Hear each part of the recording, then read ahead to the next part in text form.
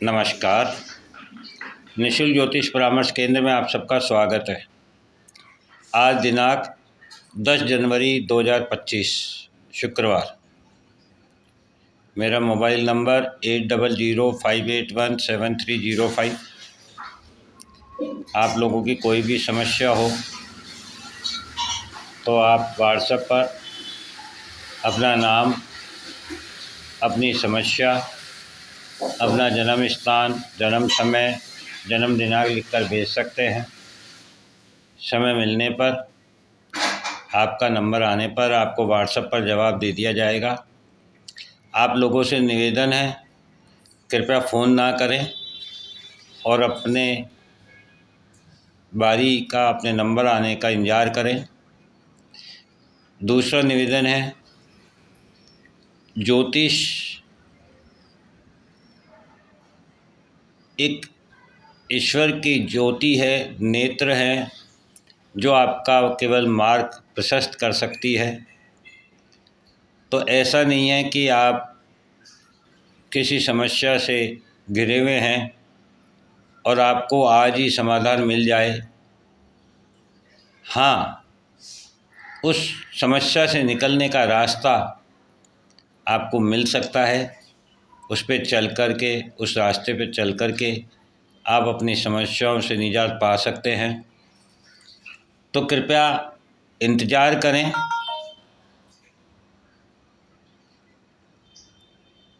आप बार बार कॉल करके या मैसेज करके जल्दी ना करें। सभी को ये सुविधा निःशुल्क है, समय पर है और समय पर आपको उपलब्ध भी होगी। इसलिए आप व्हाट्सएप पर भेजने के बाद थोड़ा सा इंतज़ार करें। जितनी जल्दी हमें समय मिलेगा, हम आपके समाधान के लिए, मार्गदर्शन करने के लिए तैयार हैं। पिछले 3 दिन से वीडियो नहीं बनने का कारण भी यही रहा कि बहुत सारे कॉल आ रहे थे कि पहले देख दीजिए, पहले बता दीजिए, प्लीज़ जल्दी कर दीजिए। तो हमने सोचा कि वीडियो बाद में बनाएंगे, पहले सभी का विश्लेषण करके उन्हें जवाब दे दिया जाए। इसीलिए 6 तारीख तक का हमने सभी को जवाब दे दिया है।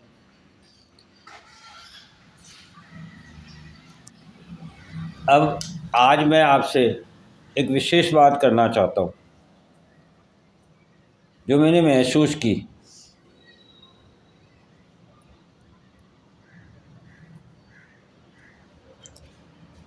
आखिर हम लोगों की समस्या क्या है?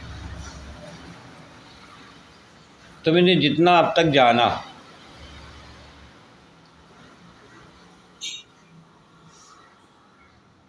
तो किसी भी व्यक्ति की अपनी स्वयं की कोई भी समस्या मुझे नज़र नहीं आई। जिस संसार में हम रहते हैं, जिन बंधनों से हम बंधे हुए हैं, जिन रिश्तों की गरिमा को बनाए रखना चाहते हैं,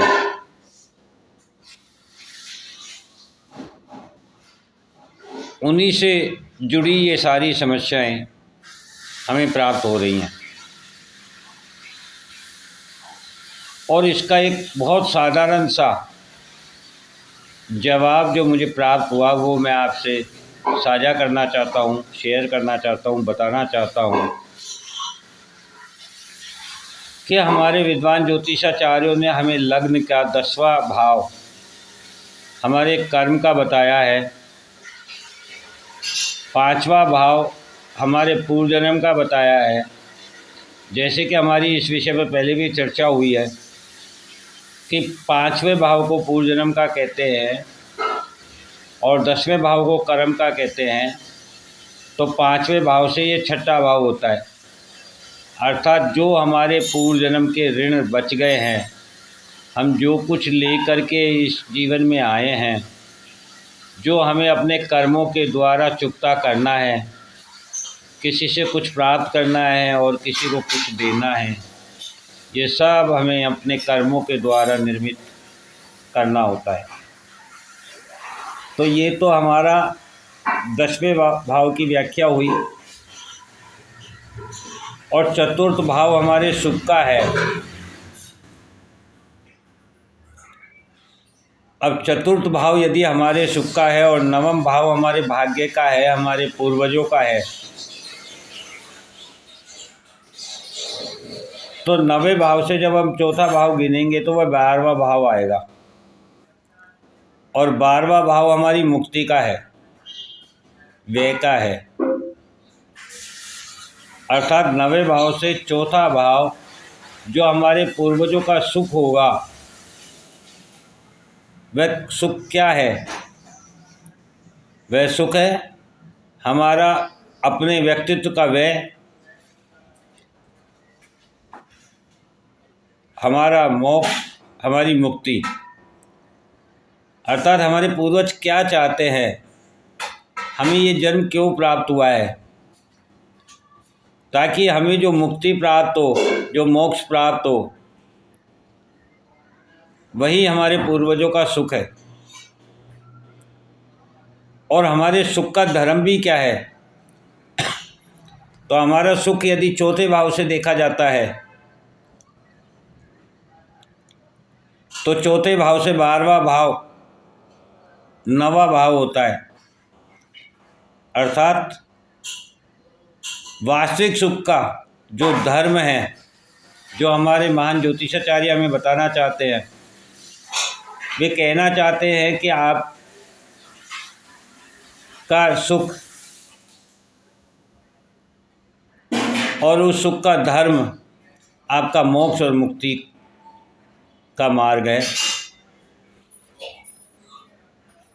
अर्थात किसी भी रूप में हमारे को ये जीवन भोग विलासिता के लिए या उपभोग के लिए नहीं प्राप्त होता है। ये जीवन हमें केवल मात्र अपने ऋणों से मुक्त होने, अपने पूर्वजों के ऋणों से मुक्त होने और स्वयं के मोक्ष और मुक्ति के मार्ग को प्रशस्त करने के लिए हमें प्राप्त होता है। और यदि हम इस विषय पर विशेष ध्यान दे करके अपने कर्म करें अपने जीवन में, तो आप निश्चित मानिए हमें कभी कोई समस्या भी नहीं हो सकती है। तो ये एक बहुत साधारण सी चीज़ है कि जो हमारा सुख है उसका 9वां भाव धर्म हमारा मोक्ष और मुक्ति है। जो हमारे पूर्वजों का सुख है वह भी हमारा मोक्ष और मुक्ति है। और जो हमारा पूर्व जन्म है उससे हमारे लग्न का 12वां भाव 8वां होता है। 5वें भाव से यदि हम गिनेंगे 12वें भाव तक तो 8वां भाव होगा। और 8वां भाव हमें साधना बताता है। अर्थात हमारे पूर्व जन्म की साधना भी हमारी मोक्ष और मुक्ति के मार्ग को प्रशस्त करती थी। तो यदि आप अपनी कुंडली का अध्ययन स्वयं करना चाहते हैं तो बहुत आसानी से कर सकते हैं और अपने इन बंधनों से मुक्त भी हो सकते हैं। क्योंकि जितने भी बंधन हैं ये सभी समस्या के कारण बने हुए हैं।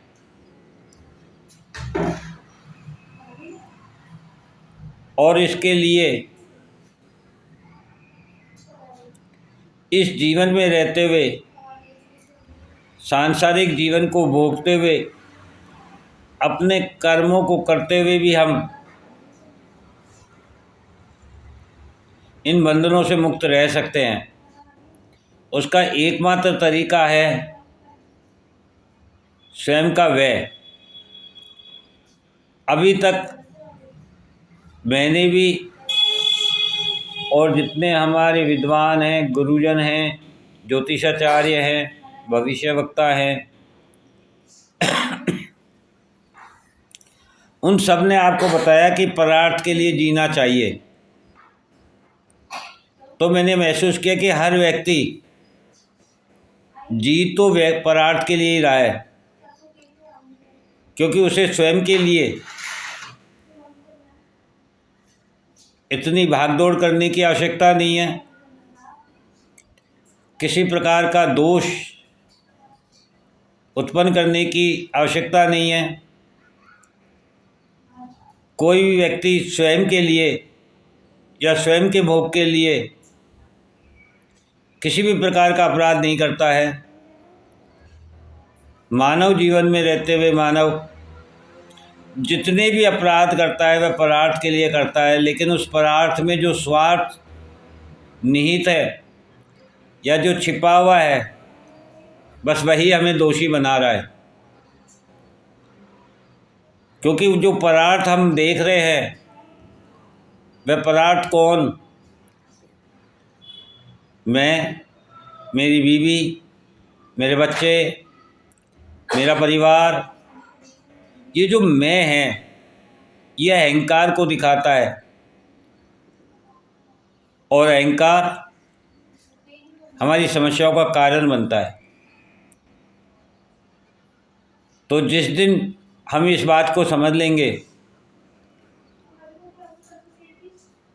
कि मैं कुछ भी नहीं कर सकता हूँ और मैं जो कुछ भी करता हूँ वह सबके लिए निरंतर गति से करूँ, बराबर करूँ, किसी प्रकार का भेदभाव नहीं करूँ, तो मेरे द्वारा किए गए कार्य से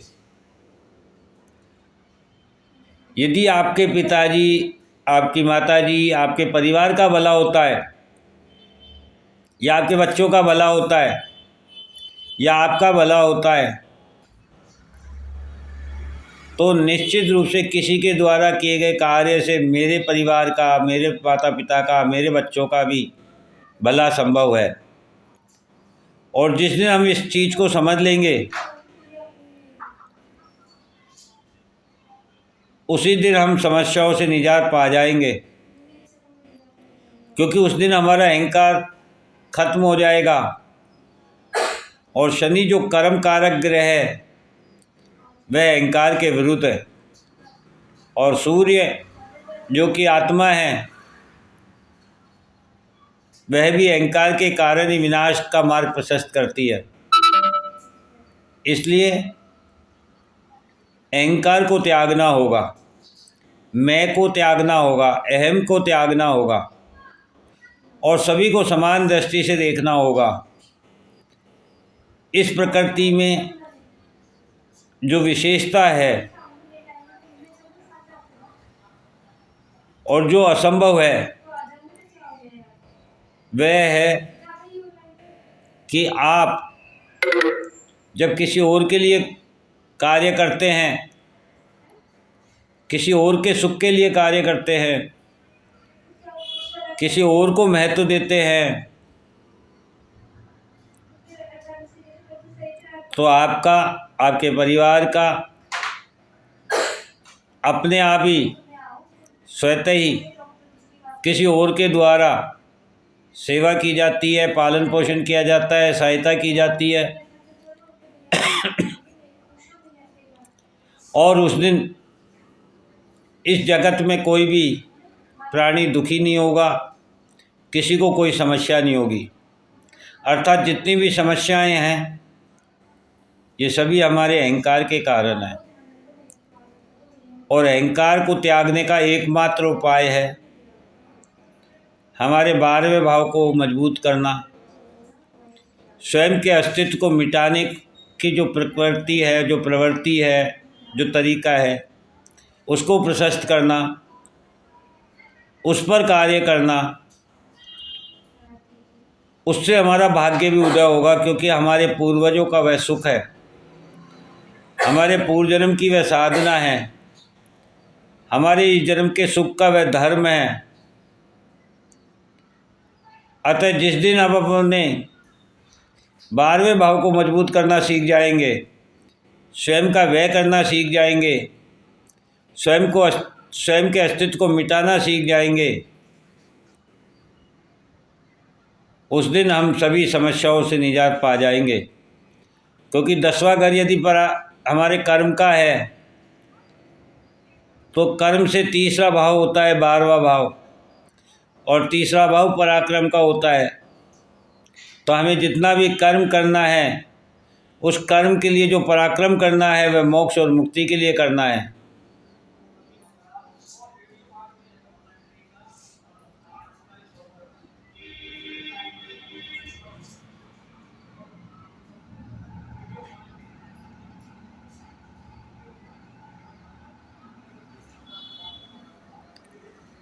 और हमारा तीसरा भाव यदि पराक्रम है तो तीसरे भाव से 12वां भाव 10वां भाव होता है, और 10वें भाव से कर्म देखा जाता है। अर्थात तीसरा भाव यदि पराक्रम का है और 12वां भाव मुक्ति का है तो हमारे पराक्रम का कर्म ही मुक्ति है। जिस दिन हम इस बात को समझ जाएंगे, इस विषय को समझ जाएंगे कि हमारे पराक्रम का कर्म ही मुक्ति का मार्ग होना चाहिए, उस दिन हमारे पास किसी भी प्रकार की कोई समस्या नहीं होगी। इसलिए आज ये विशेष जो मेरे पास